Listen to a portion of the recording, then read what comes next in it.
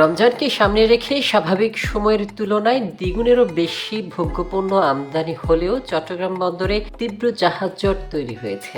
বর্তমানে বন্দরে জেটি ও বহির্নোঙরে প্রায় ১১০টি জাহাজ ভাসছে, যার অর্ধেকের বেশি রমজানের পণ্য বোঝাই চাল, ডাল, ছোলা, চিনি, তেল, খেজুর ও ফলমূল সহ বিভিন্ন খাদ্য সামগ্রী।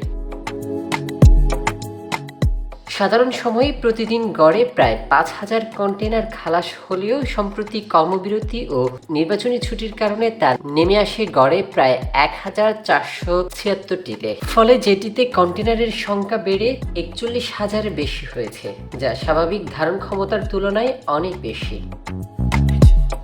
এদিকে জাতীয় রাজস্ব বোর্ডের তথ্য অনুযায়ী রমজানকে ঘিরে ছোলা, তেল, চিনি ও ডালের আমদানি গত বছরের তুলনায় উল্লেখযোগ্য হারে বেড়েছে।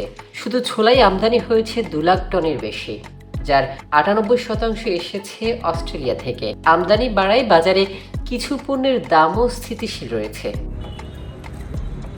বন্দর কর্তৃপক্ষ জানিয়েছে, রমজানের নিত্যপণ্য অগ্রাধিকার ভিত্তিতে খালাসের ৩ শিফটে কাজ চলছে। তবে পুরো জট কাটতে অন্তত ১ সপ্তাহ থেকে ১০ দিন সময় লাগতে পারে। দক্ষিণ পূর্ব চট্টগ্রাম।